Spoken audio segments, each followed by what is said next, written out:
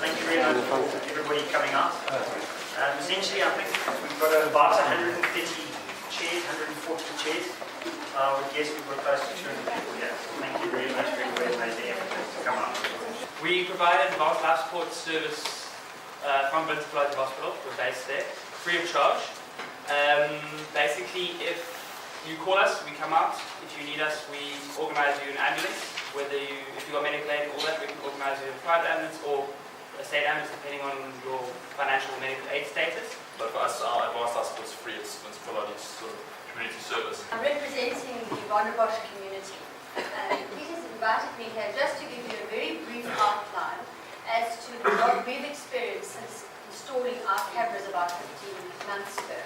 We had a very good response from the Rondebosch residents, and we were able to raise enough money to purchase and install 5 LPR cameras and overview cameras.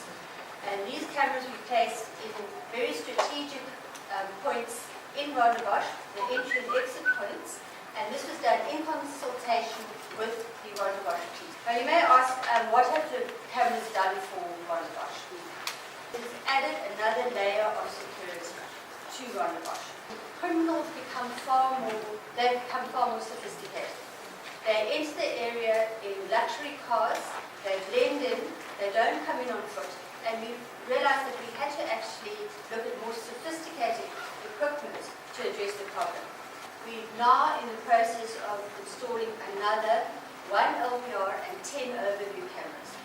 The reason why it's been successful, and we've also realized that there was one particular point where we hadn't put a camera, and we can actually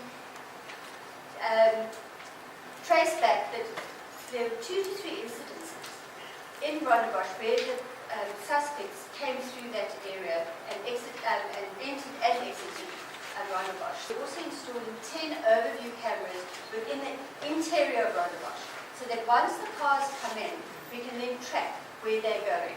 What happens with the cameras, you prevent an incident happening because your database has got all your suspicious vehicles, the numbers entered on that area, on that database. As a vehicle comes into the area, there's an alert to say this area, this vehicle is in the area. There's 3 different levels of alert. The first level is they just follow the vehicle. It could be credit card scamming, it could be drug related. Then the second one, they pull them aside, and then the third one, the police go, or security providers go, because they really are, and they are important. So we know that we have prevented a lot of incident security, and our crime stats, especially our vehicle-related crime, has come down drastically. We can assist the police if they come with a suspected vehicle or suspicious vehicle. We run it through our database, and we can say to them, that vehicle was in the area on this date and that date. And that is a powerful tool for them to actually link it to other crimes in the area. And it has definitely improved our relationship with the Rondebosch police. And it's been very worthwhile. We were very lucky that we had a 67% positive response when we went after originally. We asked for one-off payment of 850 Rand per household. Fortunately, with this program, you can actually roll out as many cameras. You don't have to put in 5 or 10 cameras. You can put in 2 cameras at a hotspot area. So we started with 5, and it wasn't long before we could report successes. So if you just get a lot of people, or many people, to give a little, it all contributes. It's just when you leave it to a small amount of people to contribute a lot. All I can say is that what price do you pay for security? There's no price that you could say, well, security costs so much or peace of mind. You've just got to realize that you must do whatever you can to protect your families by keeping up with technology. Your one-off payment, if that's the way you're going to go, equates to 1 meal out with your family or with friends. And I think it's worth it. The turnout, as you mentioned, that the marketing was very good, but I also think you hear because of the crime. I think that, I don't know how many neighborhood members do we have signed up. So it's about, it's a group 80-90%. All you need to do is call them, and we will assist. I know most of you belong to Pinelands for 80 years. Call the people. But a lot of times you call Pinelands, but you don't call the police. So when they do respond, please ask them, listen, just notify the police. Because at times, you might decide you're not going to raise charges of petty theft. But now we didn't respond, so we got aware that we still did it. And we determined our hotspots through reporting card. Not by what has happened, what we read on Facebook. Only reporting card. So, in many of those instances, unfortunately, people left it also. Maybe for a cat, dog, maybe it's not. You do window open like that, and the people get into that. Many times, people are negligent, and that gives the opportunity to do that. So the house robberies, major concern. We had one raid with the house robbery, unfortunately. But the movement, the criminals moving with smart vehicles, these people breaking into your houses with crowbars. We get many of those instances later. They're there with a vehicle. The people stealing from wheels from your cars. They come in there with the vehicle. So we're going to have some safety tips within the next week or two, maybe even a month, because we must have a pamphlet approved by our provincial office, whereby we want to do door-to-door campaign. We will give you a pamphlet so that you can know this is the safety tips that I must follow to try and prevent house robbery. A lot of people don't know what house robbery is. So when you do phone and you were attacked or threatened in your house, that is a house robbery by the perpetrator. If you just came home and you've noticed that there was a break-in, that's called housebreaking. So please just make that clear. And what we also mentioned in that pamphlet is the description of the suspects. A lot of times, you will phone in, but you're not in a position to say, listen, this is a colored male. I know when it's dark, it's difficult, but it will assist us a lot if you can indicate if it's a colored male, black male, white male. What's the clothing of that person? When you become a victim, was that person wearing gloves? A lot of times the people can't tell us. Because if the person wasn't wearing gloves, we know we must do a lot of fingerprints within the house. So the fingerprints is of utmost importance. Please, don't go and look in the house what was stolen. You can do that afterwards. Let the fingerprints come. We need to network as a community. And that's the only way we will be able to curb the crime. The same with the cameras.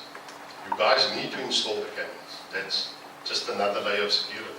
And if we can identify the vehicles, like, for instance, the vehicle stealing the wheels from the cars, we will be in position then to arrest those people. Because we can see who entered the area and who not at that specific time. Okay, I think that in a nutshell is from my side.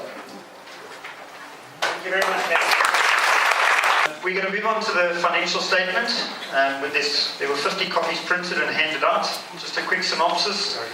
2012-2013, there was an income of 1,074 Rand. 2013 to 2014, there was an income of 109,194 Rand. Just there's a breakdown of the detail in terms of that.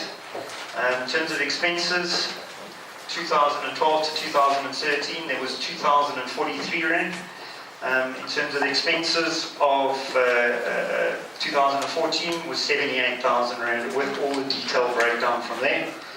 At the end of the year, we've got a net surplus of 30,500, with currently in the bank of about 37,000 Rand.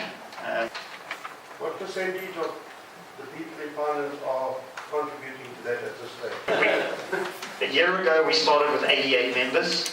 We've now got 372 members, and I'll talk about that a little bit later. Pinelands has 5,500 households, so I will cover that a little bit later in the presentation. Something that we started at the start of the year is really to develop a vision, mission and values, and it's very, very simple. It's to help maintain and build a safe, secure community in Pinelands. You guys might say, well, why do vision, mission, and values? It sounds, a bit boring. But the reality is it just defines what we're trying to achieve and just what we're about. In terms of the mission, it's to encourage people to participate and support Pinelands Neighbourhood Watch and SAPS in the prevention of crime and the promotion of community safety to ensure a safe and secure Pinelands. Our values is to work as a consolidated team with our stakeholders and community to reduce crime. All interactions are conducted with integrity and common respect. We pride ourselves as being a progressive and proactive organisation, and all activities are aligned to build a stronger sense of community. Okay, at the start of the year, if you have a look, that's the website address for our strategic plan. The group of projects that we started off with was develop a Pinelands Neighbourhood Watch website. It was done free of charge. Thank you to Roland Franklin spending many, many hours developing it. Develop a pamphlet and a flyer, which you'll see quite a few copies available outside. That was sponsored by Butlers. To introduce a common communication platform and the radio project. Essentially, the idea behind that was to say it's pointless having Pinewatch as an entity, SAPS as an entity, ADT as an entity, and the Neighbourhood Watch as an entity. We needed to unify everybody on one communication platform.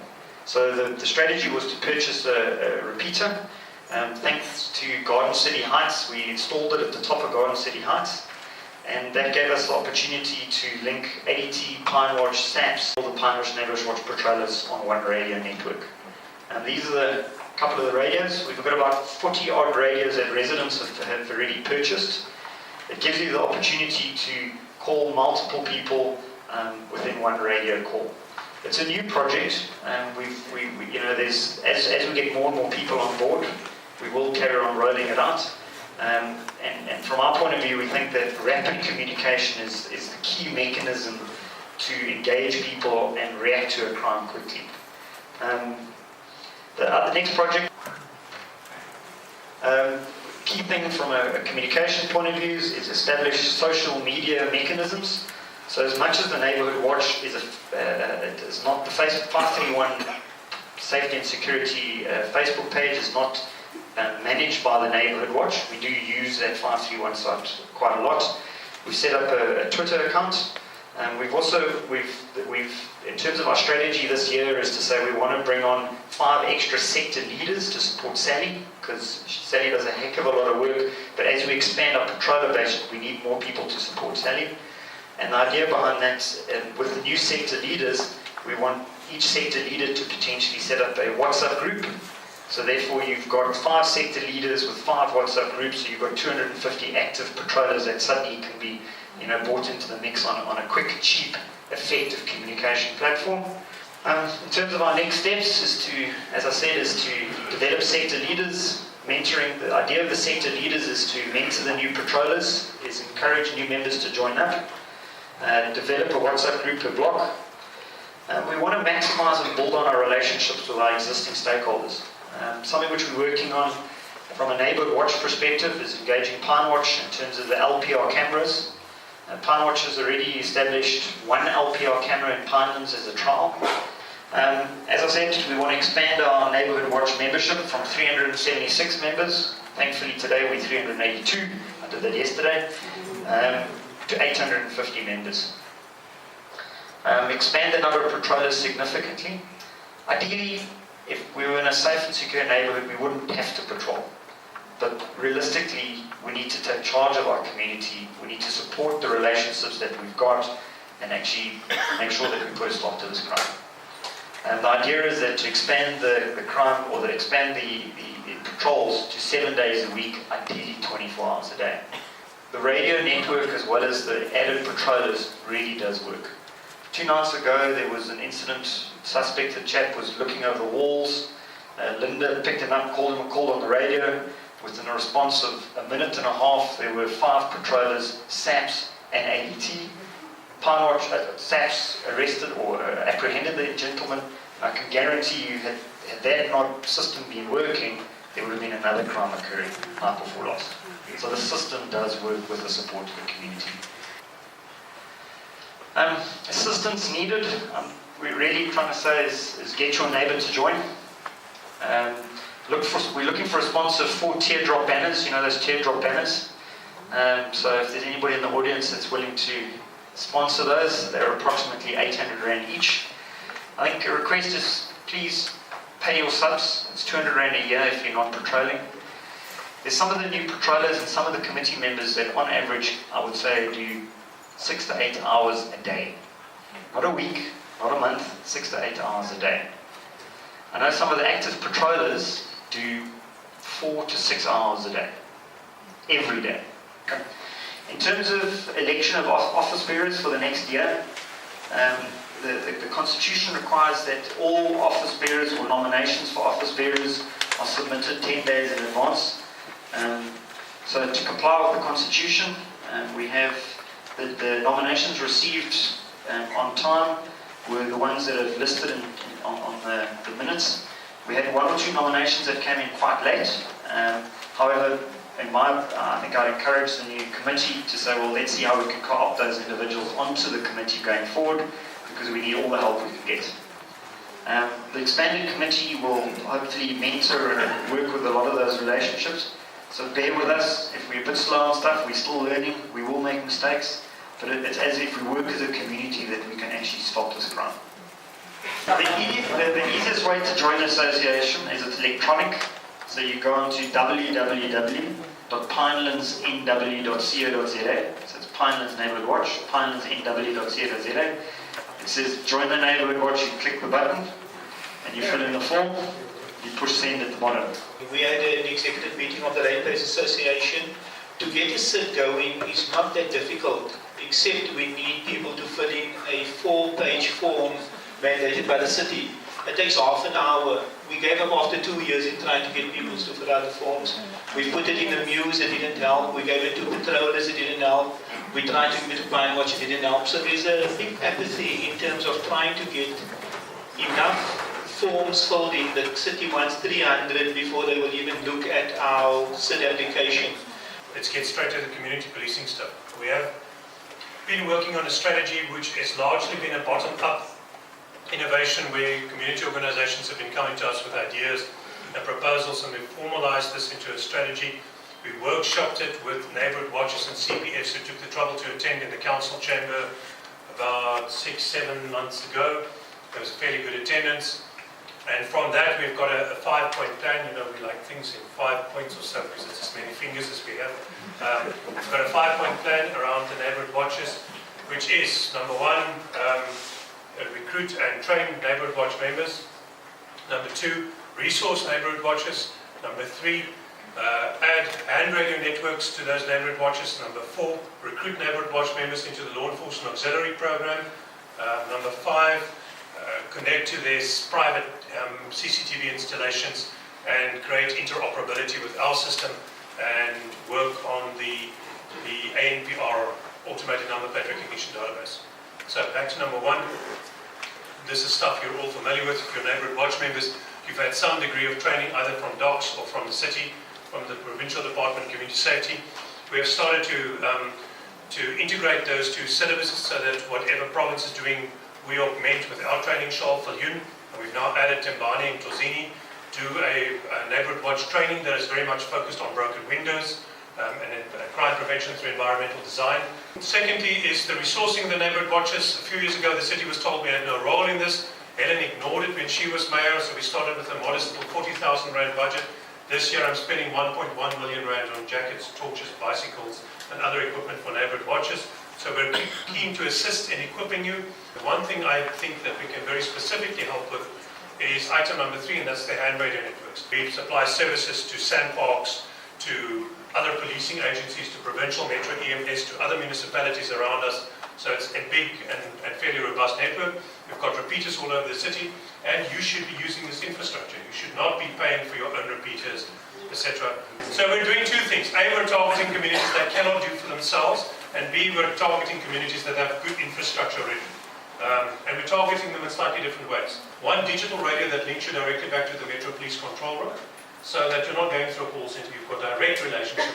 And that works both ways, because A, you become additional crime intelligence gatherers for us. We're developing new IT systems that will see you equipped with apps soon enough through which you can feed directly into the crime intelligence database that we're building. But in the meantime, your radios will connect you directly to the control. So it just means faster bi-directional support.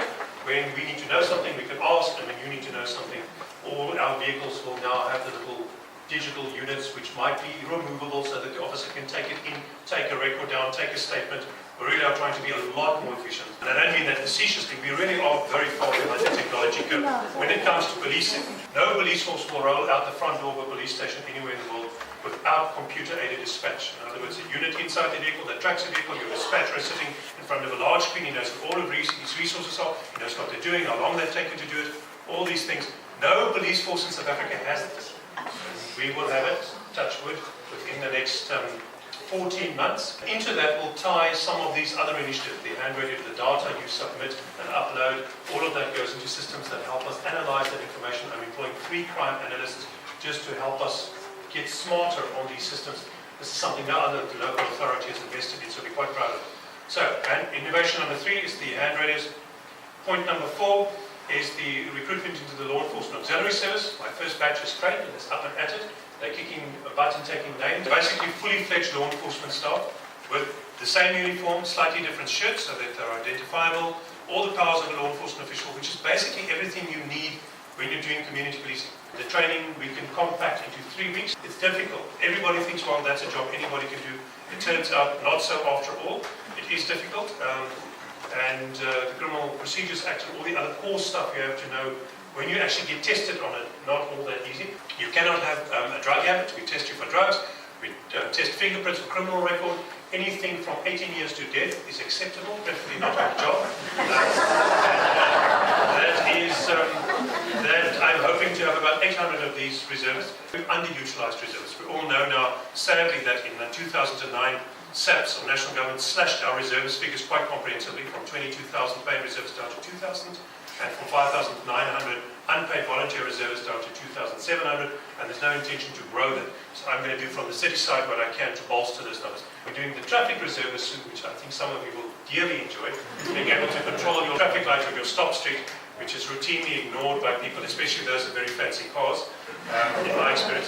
So we're going to start recruiting traffic reservists. So the auxiliary members, training, please. We've got application forms, fill it in. We'll put you in the next intake.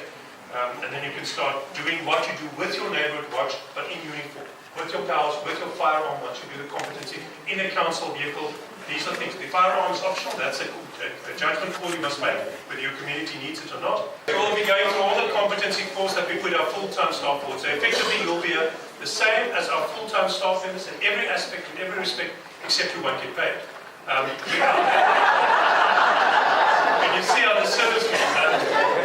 Then the fifth element is the CCTV camera installations. There are currently 16 private CCTV camera installations across the city, with about 230 cameras in them. There is a user group that meets periodically in Cape Town, well worthwhile attending if you aren't already. We put out a policy which is out for public comment. I think the comment is just closed, which asks you to comment on this policy, where we will allow people with private installations to put these up on our electrical poles. We pay for the electricity.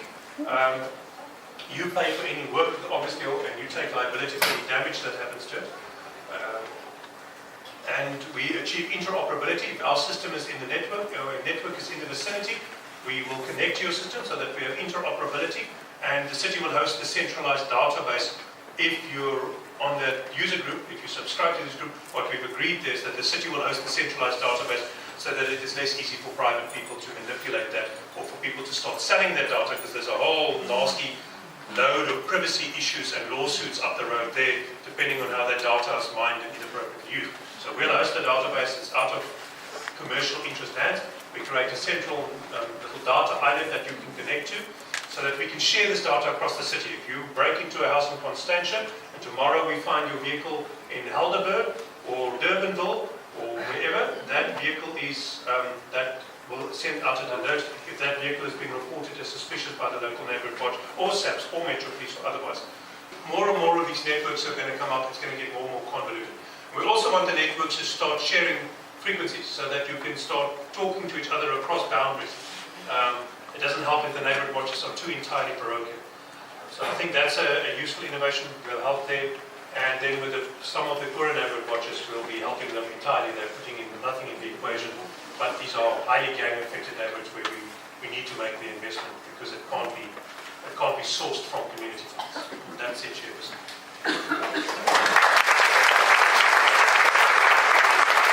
If we actually have a look at this Neighbourhood Watch meeting, we've got Noel Davids from the Ratepayers Association, we've got John Berry from the CPF, we've got our councillor, Brian Watkins. So really, we're here as a united team to see how we can reduce crime in our neighbourhood. And some of that burden needs to fall on members in the community to actually get active, talk to the neighbours. We want to get from that 372 members, in a year's time we want to say we've got 900 members. And it's not a success of the committee or the neighbourhood watchers, it's a success of Pinelands as a community. And I want to be able to walk down the canal with my 6-year-old son and my 7-year-old daughter and not worry when I've got to run back to the house because the dog has run away and worry about my kids on the canal. And we need to grasp that and actually inspire to get to that point. And we can only do it as a united community.